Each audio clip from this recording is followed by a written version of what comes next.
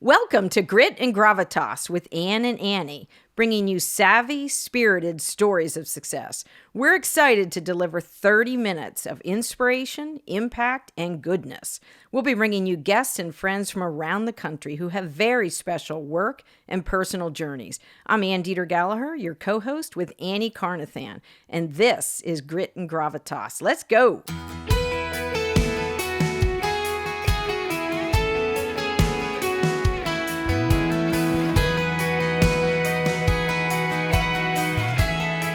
Anne Carnathan, I can feel the energy in the room.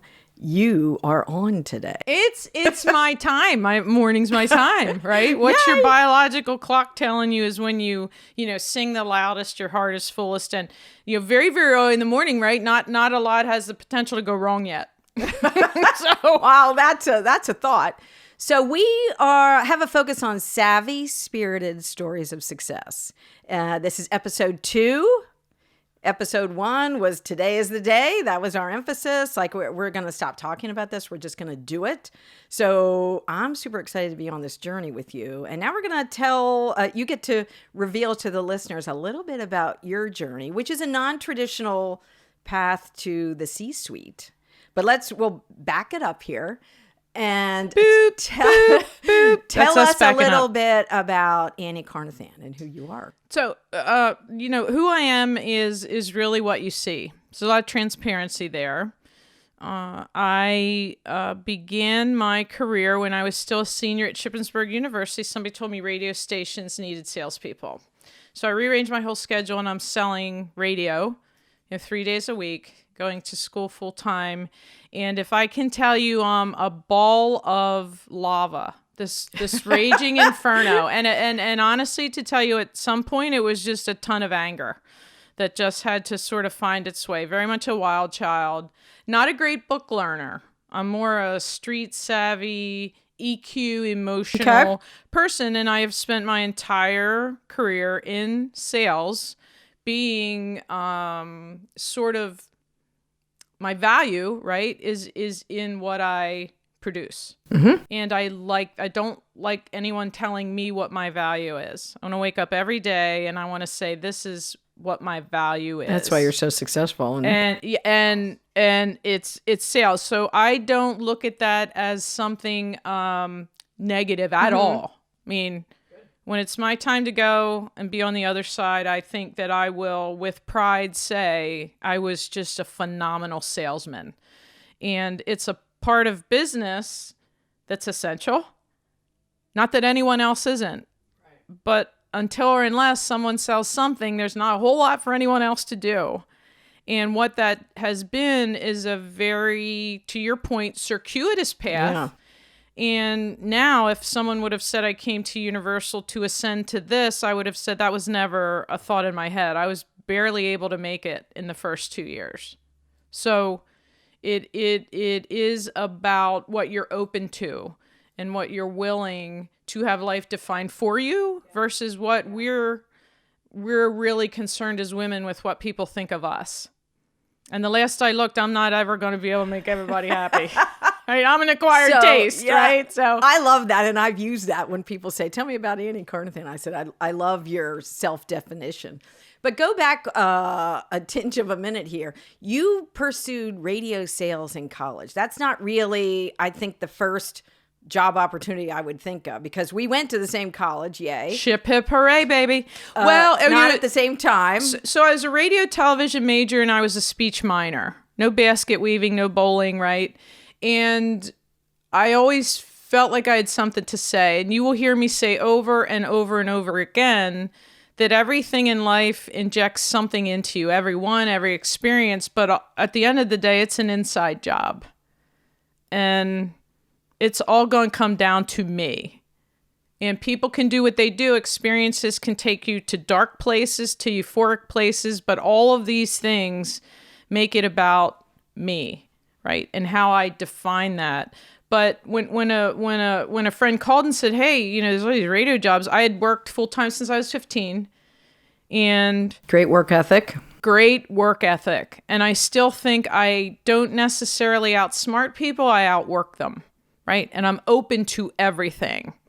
And that's a big vulnerability because a lot more scars when you're that way. And I thought, wow, like I did this as a project at Shippensburg. I went into town and found a tanning salon and we did this. Like, how hard can it be?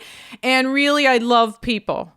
Like if you and I are here and then all of a sudden there's 10 people in the lobby that I don't know, I'm going to be torn about staying with you or going out to meet 10 new people. So that's a natural part of, to me, true sales, where you're sort of, hate the term, right? Cold calling, but you're really just talking to people. And I always looked at it as like, well, you have a need and I have a product, and so do they fit? And if they don't, I'll be the first one to tell you because I can't make money unless I sell something, so I'll be on my way. That's where PR comes in and helps you and the sales teams, because we amplify that story. And I often say it's not a business advantage if I don't know how great you are.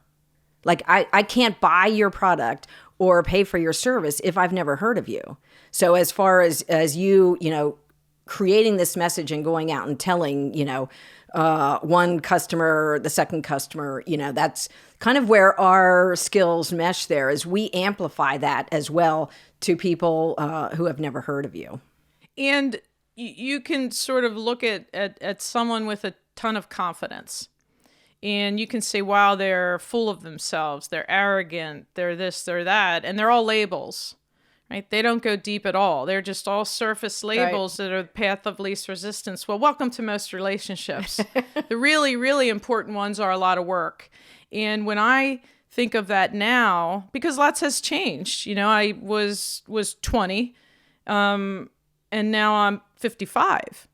And things have morphed, things have evolved, things have softened, but at the end of the day, nobody is ever going to diminish what I think of me. And I love me. But I love the weakness. And I'm much more apt to talk about the weakness than the strength. But at the end of the day, I love me. And no one's going to diminish that. Because if you have an opinion and people don't take it, oh, yeah, that's a great life lesson. Right. People don't like to not have their advice or their, it's like, okay, well, I listen, but it doesn't diminish me if you don't do what I. That's why you get a kind of like the wrestlers. They get, if you're pinned in one match, you're right back in the circle. And those are, I think that's your DNA, which is so refreshing. And part of our opening is here, we want to bring 30 minutes of refreshment to every listener's day.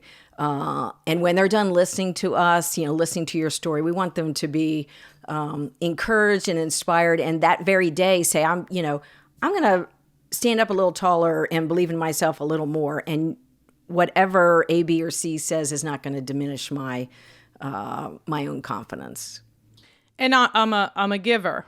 So I have much more pure joy when something I've done or given to someone is amplified versus my own successes. And that's very counterintuitive.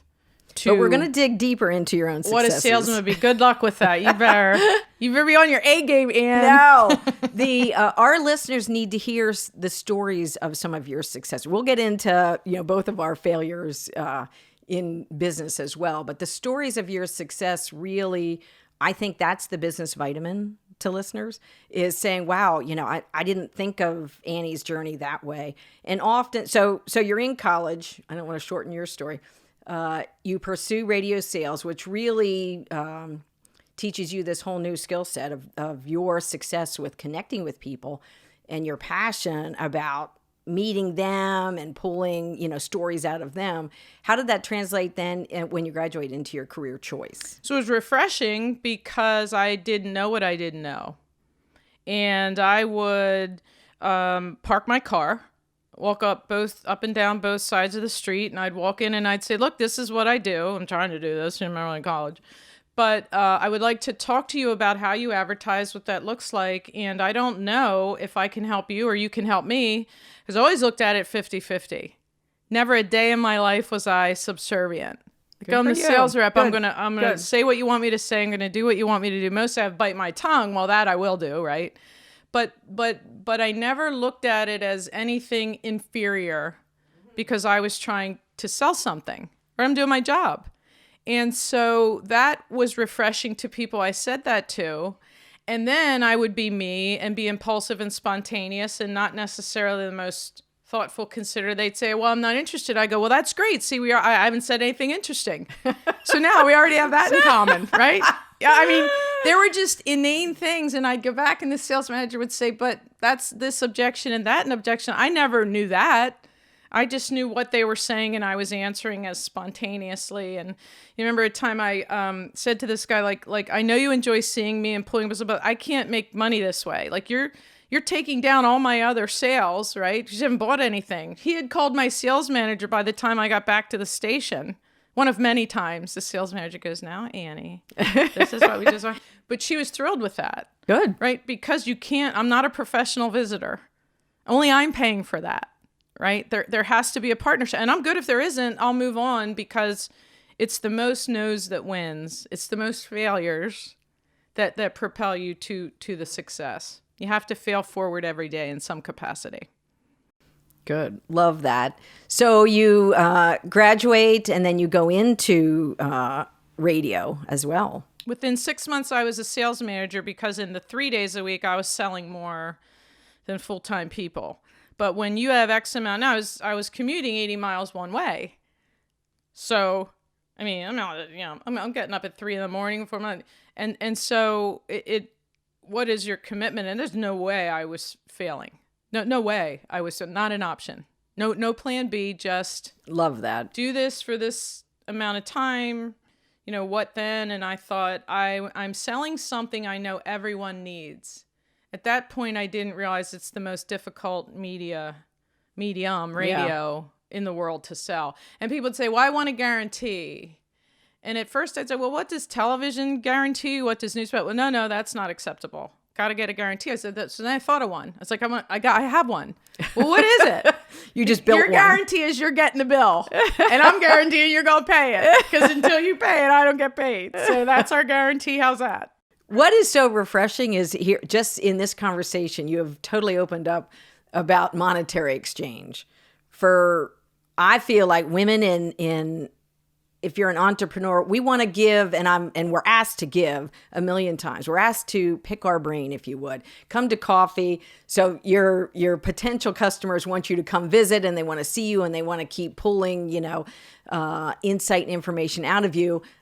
But you're right up front saying, whoa, until you receive my invoice and you pay the invoice, then the transaction begins. Then we can start to do work.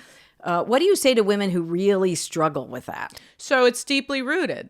If anyone that knows me knows I say life is a sales call. So you have grandbabies. I'm pretty sure your power of persuasion is used pretty significantly right on your grandbabies. And so my point is sales is meant to move someone from one position to the other. It's persuasion. Yeah. Please see my point of view, but then invest in it, yeah. Right? Because to invest in my point of view, you're investing in me, or you're investing in my team or our process or our company. And so when I look out and I say, okay, what is the deal with money? Because you couldn't, and I ended up managing a lot of sales reps and what, think about it. From the time you have a fully functioning thought about money, what are you taught? We don't talk about money. No. Ask someone what they make. You don't say, oh, you live in this house, are you rich? Any single thing about money, there's almost no comfort. It's taboo. It's exactly why when I speak, I say, oh, please speak back. Look at me, like raise your hand. Well, what are we taught? No.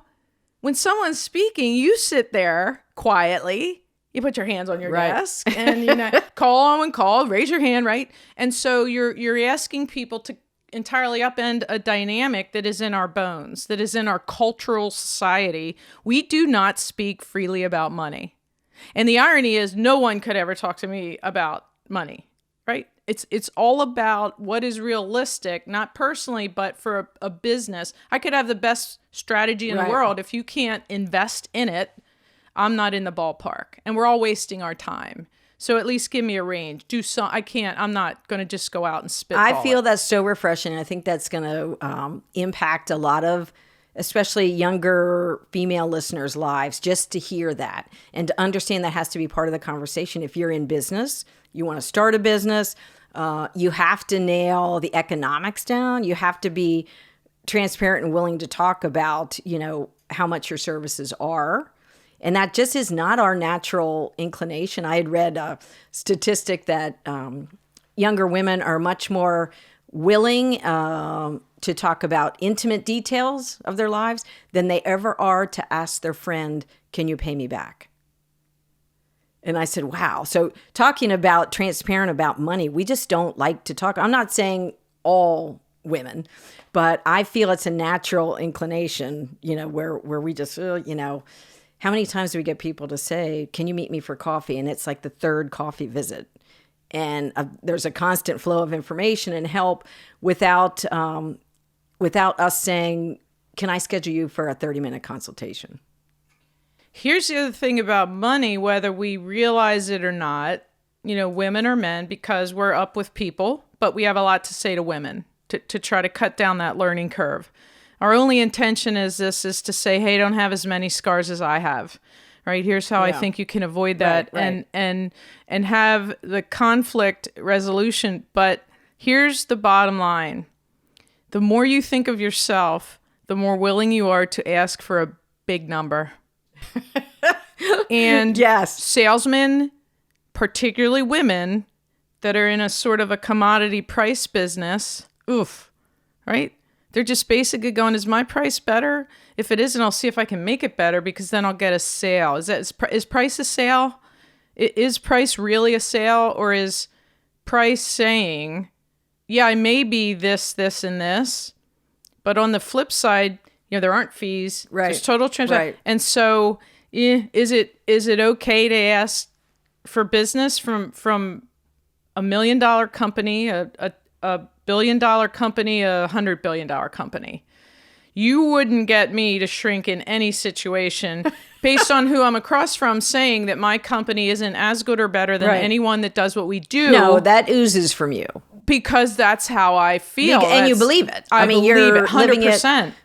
That'll be another conversation when for I'm a leader, podcast. right? So there are people counting on me to be sort of the hood ornament on the car. And are you the windshield or are you the bug? And let's face it, some days it's tough to figure that one out. But there is a reason your rear view mirror in your car is that size, and then the windshield is that size. I love that God, analogy. drive forward. A priest told me that in a homily once. Right? I love that analogy. Yeah, and so it's important to understand it's all perspective.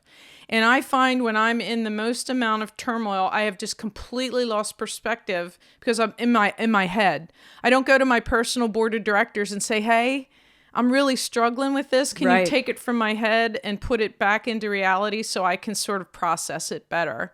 Because I'm too gloomy. And there's not, it's an ebb and flow. So give me one or two tips for listeners. How would you encourage them to put on your sales armor, if you would, to walk in the room? So it's confidence, and they're probably ascribing a price to their value. They're walking in and saying, how much would client A pay to work with me or my services? But what kind of self-talk should they be doing to be Anne Carnathan? So there's Mr. Right and there's Mr. Right now. And what does your culture do to support Mr. Right?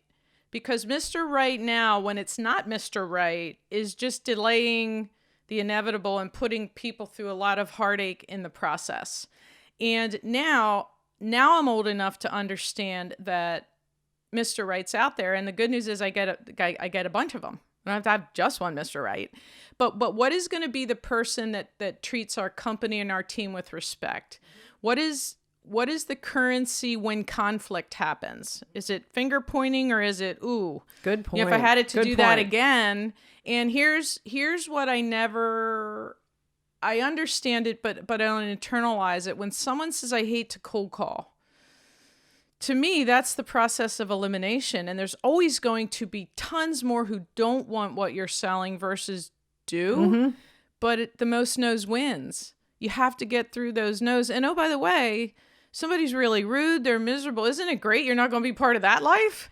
You got to hightail it right on out of there. And here's how in the world would it be personal when you as a stranger walked in the door, interrupted their day to talk potentially about your own agenda, and they're like supposed to be, I was waiting for you. Thank goodness I wanted to buy this my entire career. And so in radio, you tend to do, small businesses till you work up to agencies and national agencies. And I thought, I really much rather now still pull up a stool and have a conversation with someone running a business stand a day. I just want to take one little detour there because I promised you I wouldn't go into too many rabbit holes of my own. So my girlfriend, who's struggling like mad to keep her restaurant open through COVID, calls me last night, and I start to shake and think she's going to tell me she's going to close. She just was awarded a monetary sum from Dave Portnoy at Barstool. Way. Love. It's going to put her on the map.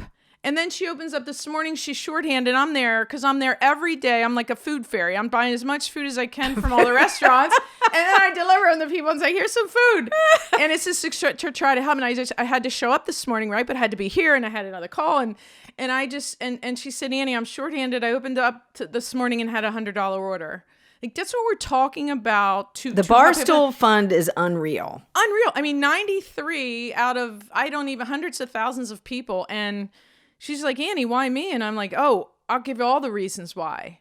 It's just... Is her video up? I need to go check out the video. It's blowing up, right? And she's trying to run a restaurant, right? And so I don't mind that she... Yay for small restaurant owners. Okay, so that happened. And that was just a really quick story, which I do think will sum me up better than anything. So long story short, someone connects someone...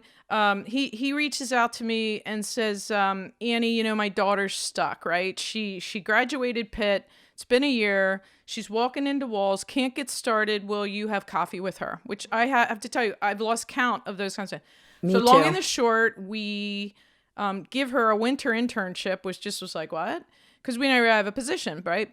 And so she became an extraordinary contributor to Universal Media. Fast forward.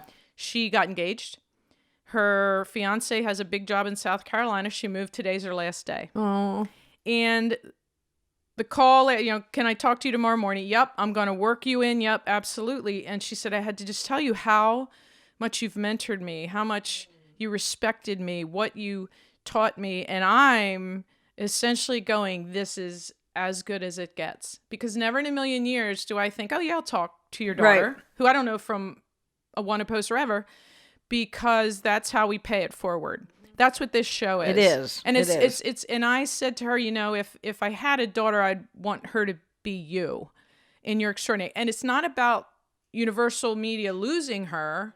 It's about her gaining whatever freedom she has. And so, of course, I do take my shot. She's like, I'm not going to work. I go, but yeah, when you do want to work again, can we have first dibs? Could I be the person to go? Like, I love this young lady. I love her kindness, whip smart. And so I think earlier in my career, I would be like, all huffy. Like, what do you mean you're leaving? We have all this invested in you. And now, and I'm sure I did react that way at points in time. And now the grace with which to say whatever is good for you is good for me. It's goodbye for today, but not goodbye. Yeah. Permanently. Great perspective. Right? So those two things. And then I'm coming into this and I'm thinking, I live the best life ever. and yes. Really, what do these three things really have to do with, being the leader of Universal Media? Almost nothing, but then almost everything. Yeah, it's part of your package. It's part of your DNA. So glad you mentioned where you are now. So you're in the C-suite, like you're all that. I know I don't think you perceive yourself as all that. I don't. I will just tell you, as one of your dear friends and work partners, you are all that. And often when I'm talking about you, it's such a non-traditional journey to the C-suite from sales. That's not a direct line. You might come from finance to the C-suite. That's more of a direct line. Coming from sales or marketing or PR, those are not a straight journey. But your emotional intelligence and your skill set makes everyone in the room raise their hand and say, obviously it's an obvious choice. Anne Carnathan has to lead the company. And it's also, I feel, a really powerful message to young ladies who they don't think of what you do as STEM. And I often say you're in leading a media firm. So you do strategic media placement, and then we throw in, a lot of data that informs your decisions. So you have to hire smart young people that are data whizzes, analytics, people who love analytics. So you're really in a STEM role as well. I definitely have to understand how the piece is built out, and I have to be willing to risk and innovate. Because if anyone said they knew where media was going, they're not truthful, and they don't know. Right. And I have to be willing to say I'm leading this huge, huge company, coast to coast, and we don't know either. But if you look there, it's not a linear progression from sales to the C-suite, because quite honestly, the C-suite is way more muted because you represent a company and its employees and its owners. And all of a sudden, Annie doesn't get to be just the straw that stirs the drink. Yeah. And sometimes it's very difficult for me to not feel put upon. Like everyone dumps their stuff on me, but then I just have to sort of just go, thank you. Not necessarily may I have another, but could you like me? Like what happens with me? And sometimes I just want to scream, right? And I have perfected the sneeze scream. I sneeze and I absolutely scream and let all this hairball stuff out. But I will tell you that even the C-suite path became possible because of my giving. And what do I mean by that? So the people that were brave and spirited and thought enough of me to come to Universal Media, well, that was an enormous obligation to me. This is how I want this business run. This is how we have to process. When we say it's going to be there Tuesday, it has to be there Tuesday. If there's a problem, we have to say on Monday, there might be a problem for Tuesday. So we had to completely re-engineer and really redo, if you will, like a do-over for a company that was wildly successful. Didn't need me to be successful. I mean, 86, and now it's, I'm here 10 years. And so that was really born out of, wow, I have this huge obligation to repay for people who actually are here in large part because I asked them to be. Sure. Because the faith was there. And I think to this day in their organizations, there's people I think, oh, I'm going to love her. Oh, we're going to be mad skill friends. We're going to be this. And then, when it doesn't work out that way, or it actually works out the opposite way, it's like, oh, there's a disappointment, right? So a lot to unpack, right? You and I are in this for a really long time. And I think we want to just say to people, don't do this. Consider that, because it's always going to ultimately be their decision. We do with our own stories, and we're going to have a lot of guests, throughout our journey together that are going to bring their types of spirited stories of success. But I feel one of your great traits is you almost remind me of those incredible generals. So when you get up and talk, or we're sitting here in my conference room and talking, I immediately, and there's several executives I could name that are like this, I would go where you go. If you say, Anne, we're going to take X client, I would be right there behind you. It's a great example of this, isn't it? The podcast. I would, yes, right. This is. So today was the day, our first podcast, and we're going to be on this long-term journey. But your passion and energy and ability to see the future differently than I see it is inspirational to me. And I really believe it's going to be inspirational to our listeners. So we're hoping for our 30 minutes, they're just going to have a great opportunity to do something different in their day, learn something. Take one thing from this. Yes. And I'll tell people, I'm going to cut down the trees in the forest, and if one falls where I didn't think it would fall, it's going to fall on me, and it's not going to fall on you. And that's really a true leader. I'm going to go down with the ship right after you're safely on shore. So to wrap up episode number 2, and I want to keep talking, asking questions. What's one piece of high gear advice you would share with listeners? Something from you that you've learned, something in business, something in your personal life with your amazing young son who just got a bunch of awards, and your amazing husband. I mean, to me, don't ever give up. You can't ever give up. And I think the big difference in giving up or changing tactics, getting new scenery, dropping back, thinking I have to attack this a different way. There's a myriad of ways to never, ever, ever give up. And I can give you examples of calling on people that took years, that I was a dog with a bone, till they said, don't ever call me again, it was going to happen, right? And now I look back and think, thank God I was that way. Some things, not so much. But I think we're going to be able to say to someone, you're never alone. Yep. As a woman, we're going to find a way for you, for them to ask you and I questions that we need to just understand. And look, we want women to share this. Yes. We're not going to continue doing this if just our friends and family are listening, because but they listen to us every day. All right. Thank you very much. Thank you, Anne Carnathan. We're Anne and Annie, and we've got a lot more stories to tell. Grit and Gravitas, girl. Here we come. Thanks for listening.